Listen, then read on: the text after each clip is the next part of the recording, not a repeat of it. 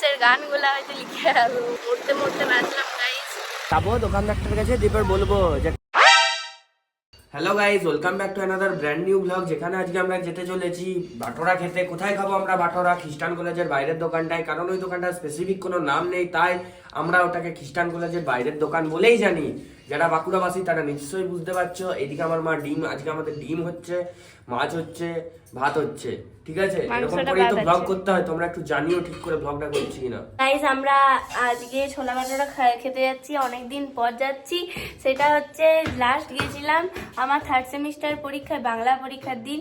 পরীক্ষা দিয়ে আসার সময় দাদা আমাকে খাইয়ে এনেছিল, তাই আজকে বললাম যে চ আমার ফোর্থ সেমিস্টার পরীক্ষাও চলে এলো কাল বাদ পরশু, তো তার জন্য ভাবলাম আজকে আবার খেয়েই আসি।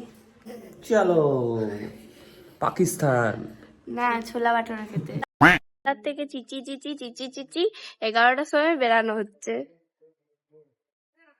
মা 10টা থেকে ইয়াকে চিচাচ্ছে, তারপর এখন 11টা ও বাজে। কি হ্যান্ডসাম, আমি হ্যান্ডসাম তো না। এখন যাওয়া হচ্ছে, বুঝলে তো গাইস। আর তো বেশি দিন নাই, আর একদিন পর আমার পরীক্ষা। ভাবছি কি লিখে আসবো পরীক্ষাতে, রিলসের গানগুলো হয়তো লিখে আসবো, বুঝলে তো। কারণ পরীক্ষার পড়ার থেকে বেশি রিলসের গানগুলো মুখস্থ হয়ে গেছে আমার। কথাটা বলতে দে না। মেরি কানো মে হ্যাঁ চো পালি, मैं तो तेरी खातिर डाली। এই যে এই ঘরটাতে না আমি আগে টিউশন করতে আসতাম, ক্লাস 4 আমি পড়তে আসতাম ওইখানে, এখনো মনে আছে। তারপর 4 থেকে আমি রামপুরে দাদা যেখানে টিউশন করতো তার কাছে যেতাম, মানে তার বোনের কাছে। দিয়ে তারপর ওইখান থেকে আমার 4 লয়, ক্লাস 5 থেকে ওইটি দিয়ে ক্লাস 7 2 বছর পরে পর না না না, ভুল বললাম। ক্লাস 4 প্রথমে ওখানে গেছিলাম, ওইখানের পর এইদিকে এসেছিলাম। ক্লাস 5 থেকে 7 অব্দি পড়েছি, তারপর ক্লাস 7 থেকে আলাদা আলাদা টিউশনে ভর্তি হয়েছি, বুঝলে তো। এখন ক্লাস 12 সব টিউশন গুলো ছাড়া হয়ে যাবে। একটু আগে মরতে মরতে বাঁচলাম গাইস। অ্যাক্সিডেন্ট হয়ে যাচ্ছিল একটা গাড়িতে, মানে সামনের দিক থেকে একটা বাইক আসছিল, সাইড দিক থেকে একটা গাড়ি বেরাচ্ছিল, কোনো হর্ন টর্ন বাজায় নাই। আমাদেরকে এখন ঢুকিয়ে দিত ওই সাইডে, কিন্তু যাই হোক কপালের জোরে বেঁচে গেছি গাইস। এক তো আমার কান বন্ধ হয়ে গেছে, তার উপর এত ট্রাফিকের আওয়াজ, গাড়ি ঘোড়া, আর আমার এত বিচ্ছিরি অসহ্য লাগছে না, আমার কান পুরো বন্ধ আছে, কিছু শুনতে পাচ্ছি না। তারপর হ্যাঁ ভুঁ একদম কানের ভিতর আসছে, জোসে জোসে এগুলিতে আসছে, কারোর কোথা তো আসছে না বলো। তার জন্য একটু বিরক্তি লাগছে। গাইস পৌঁছে গেছি গাইস। मेरी कान में है जो बाली, मैंने तेरी खातिर আমারও কানে আছে, দুটা কানে আছে আমার, তোর একটা কানে। माला गया। ये देखो गाइस, माला गया। अब मैं उसे खाऊंगी। मालिक मालिक, थोड़ी सी गलती हो गई। দারুণ খেতে। ফাস্ট ফুড খেতে ভালোই লাগে। আচার আচার কে খাবে বলো?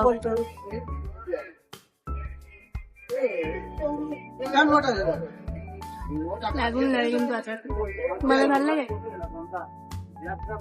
ভালো লাগলে আর না লাগলে আমার তো ভালো লাগে। এই দেখো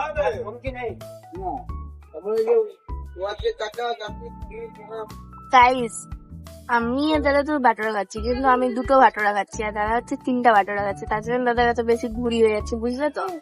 আচার ম্যাঙ্গো পেয়ে গেছি গাইস, শীতকালে ম্যাঙ্গো। এখন দাদা ওইগুলোকে সাফ করবার জন্য প্রথমে হাত ধুয়ে দিচ্ছে, তারপর ওইগুলোকে সাফ করবে, মানে সাফ করার কিছু নাই, ওইগুলো ফেলবে যদিও, কিন্তু যা আছে এই যে এই ঝুড়িটা আছে ওটাকে সাফ করতে হবে তো। বেশি আমাকে বলিস না, এখনই যাবো দোকানদারটার কাছে, এবার বলবো যে কাকু আমার টাকাটা লাও, ও আর নিজেরটা দিবে, সেটাও তো দিতে পারবি না, আবার আমাকে বেশি বড়। আমি প্রমাণ দিয়ে দেবো যে তুই আমার দাদা হোস, তোর থেকে নিতে বলবো। আরে ये किसका रुमाल है? ব্যাগা কার রুমাল চুরি করে এনেছি। বুবুর বুবুর বুবু, তুমি যদি ব্লগটা দেখছো, এটা তোমার রুমাল। এই যে আমাদের খাওয়া হয়ে গেল, এবার আমরা ঘর যাব, বুঝলে। দাদা টাকাটা দিতে গেছে, আমার কাছে তো টাকা নাই, গরিব মানুষ, তোমরা আমাকে কোনো উপার্জনও করে দিচ্ছ না। কি করবো, দাদাই দিচ্ছে এখন আপাতত। চলো এবারে ঘর যাবো, ঠিক আছে। আমার চোখের জবে নিচে দাঁড়া, আমার চোখের নিচে ডার্ক সার্কেলস পড়ে গেছে, বুঝলে তো? জবে ইউটিউব থেকে রেভিনিউ আসবে, জবের থেকে 70-30 তে ডিল হয়ে যাবে। আমার 70%, ও 30%। অত টাকা নিয়ে কি করবে গো? আমার না হয় অনেক কাজ থাকে। তো কি বিচ্ছিরি, কত বদমাশ। গাইস, এই দোকানটাই গান হচ্ছিল, সাসু কি মালা পে সিমরু মে। মানে এত সুন্দর গানটা হয় নাই, মানে যে রিয়েল গানটা সেটা নয়, একদম সেই কি বলবো, একদম কি মানে আলাদা রকমের। सांसों की माला पे सिमरू में तेरा नाम। এইরকমটা লয়, সেই ওই পরাণ যায় চলিয়ার রবীন্দ্রনাথের সেই ভার্সনটা দেখেছো না, রবীন্দ্রসঙ্গীতের ভার্সনটা পরাণ যায় চলিয়ার, ওই রকম বুঝলে তো, ওইরকম গানটি বাজছিল, পরাণ যায় চলিয়া রে, পরাণ যায় চলিয়া রে। যখন তাই আগে আমি রাস্তার মাঝে এত বকতে পারতাম নাই গাইস, এখন আস্তে আস্তে হয়ে যাচ্ছে রাস্তার মাঝে বোকা। এখন আর সঙ্গ দোষে লোহা বাজে, আমার এখন- সঙ্গে থাকবি এরকমই হবে। এখন আর রাস্তায় কে তাকাচ্ছে না তাকাচ্ছে অত দেখি নেই, বুঝলে তো? তাকালেও সেই বক বক করতি। আগে আমি এরকম ভাবে বকতে পারতাম না রাস্তায় পারতাম না ঘরে পারতাম। এখন যা মন তাই বকে দিই। আমার গিটার স্যার বলছে যে তুই আমার সামনে এত শান্ত থাকিস আর ভ্লগে এত ভ্লগে এত চিরবির চিরবির করিস। আমি মাঝে মাঝে ভাবি যে এই চিরবিরানি মেয়েটা আমার কাছে গিটার শেখে, এরকম কালকে বলছে আমাকে। আমি বলছি না গো, আমার এই শান্ত রূপটা হচ্ছে আসল রূপ। তুই বলছে ওইটা তার মানে ফেক। আমি বলছি কি জানি কোনটা আমার আসল রূপ। এখন আস্তে আস্তে চিরবিরানি হয়ে যাচ্ছে, আগে আমি শান্ত ছিলাম। ঘর থেকে বাইরে বেরালে সবাই বলতো যে, দাদাকে বলতো যে তোর বোন খুব শান্ত। তখন দাদা আমাকে বলতো যে তুই এত সবাইকার সামনে এত শান্ত থাকিস কেন রে, ঘরে যেরকম উৎপাত করিস সেরকম উৎপাত করবি, তাহলে সবাই বুঝবে। আমি বলি, দেখ আমার শান্ত স্বভাবটা হলে কি করবো বল। নিয়ে ওই জন্য দাদা তখন জেলাস ফিল করতো। যে এখন আস্তে আস্তে ওর সাথে এখন বেশি মিশে মিশে না আমি ওর মতো হয়ে যাচ্ছি, বুঝলে তো? বেশি বকবক করতে শিখে গেছি, যেখানে মন সেখানে বকবক করে দিই।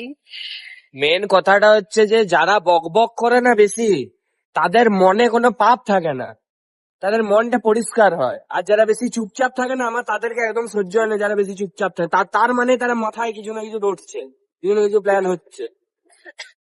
বুঝলে তো, আমার আগের স্বভাব আর এখনের স্বভাব অনেকটা পাল্টে গেছে। মানে আমি যতদিন ভ্লগ করে আগে অব্দি আমি শান্ত থাকতাম, কিন্তু ভ্লগ যতদিন করা শুরু করেছি এই আগস্ট থেকে ততদিন হচ্ছে আমার এরকম চিরবিরানি, বুঝলে তো? গাইস, আমি ঘর চলে এসেছি। নিচে মায়ের সাথে দাদার এক পজলে ঝামেলা হচ্ছে।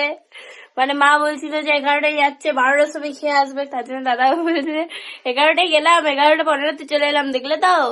আর তখন থেকে যা রে যা রে, সব হচ্ছে। আর তোদের সব বলে দিলাম, বুঝলে তো? আমি ঘর চলে এলাম। আমি দেখি যদি ব্লগটা বেশি বড় না হয় তাহলে আরো একটু কিছু কন্টিনিউ করব। আর যদি বড় হয়, মানে মিনিমাম হয়ে যায় আমার ব্লগের লেন্থ, তাহলে আমি এখানেই শেষ করে দিব। চলে এলো আরেকজন নিজের রোগা পাড়া, না রোগা নয়, মোটা পাড়া মুখটা নিয়ে। গোল গোল ডিম্বাকৃত। আমার মুখের শেপ কি রম্বস? না না না। গোলাকার? না না না, ডিম্বাকৃত। Yes, right click, 1 point. চিরিকি চামন তাই বকে দিয়ে পালালো।